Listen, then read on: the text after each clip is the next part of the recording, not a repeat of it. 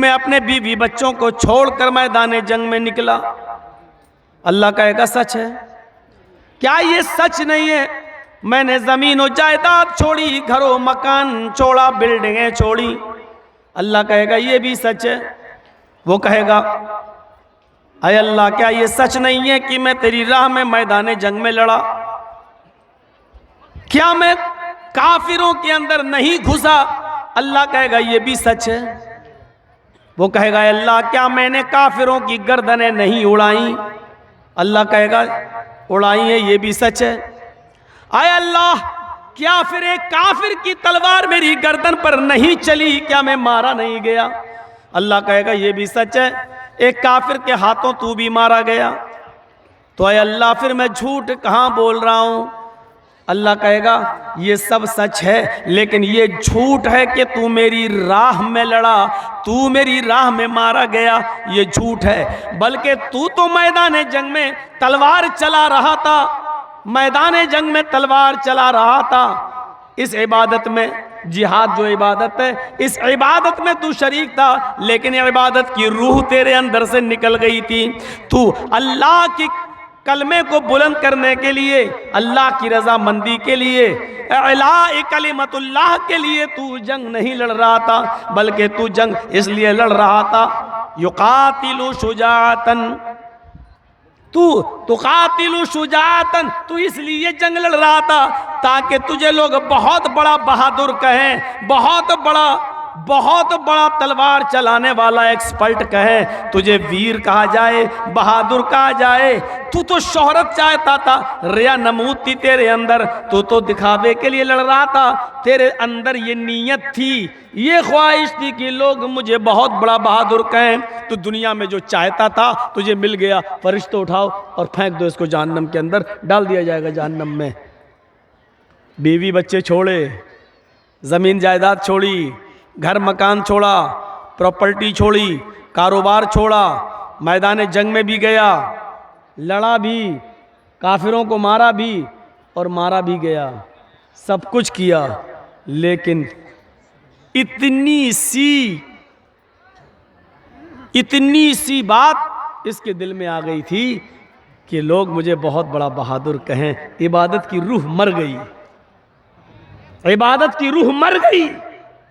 इतना काम करने के बाद इतनी सी नियत अपने अंदर पैदा कर ली, पूरा का पूरा जिहाद खत्म हो गया, इबादत की रूह निकल गई और मरी हुई इबादत की अल्लाह को परवाह नहीं। उठाओ और डाल दो जहन्नम के अंदर।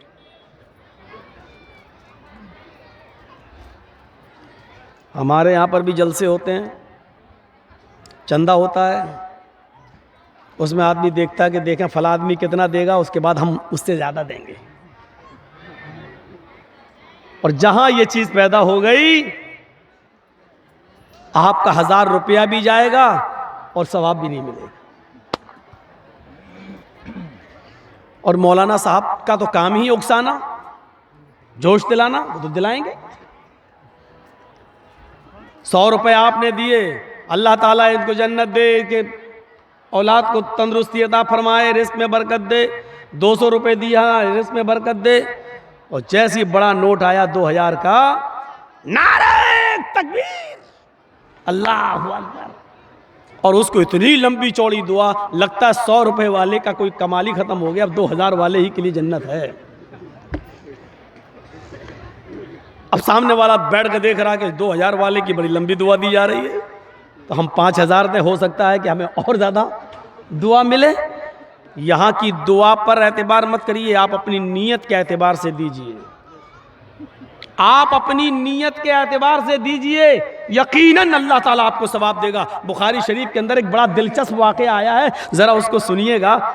देखिए, पढ़ा था बंदे ने, नबी से सुना था उसने कि जब सदका और खैरात करो तो दाहिने हाथ से दो और बाएं हाथ को भी उसकी खबर नहीं होनी चाहिए।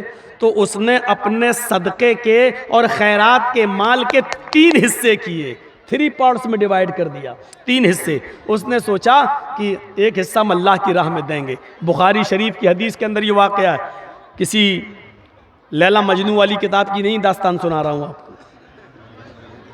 और किसी कठमुल्ला की लिखी हुई किताब की नहीं बता रहा हूँ। बुखारी शरीफ के अंदर ये वाक़या मनकूल है, सुनिए। उसने सोचा कि दिन में अगर हम अल्लाह की राह में किसी को देंगे तो किसी न किसी को पता चल जाएगा, तो ऐसा करें हम रात के तारीकी में और रात के अंधेरे में निकलेंगे और ज़रूरतमंद को तलाश करेंगे और किसी ज़रूरतमंद को।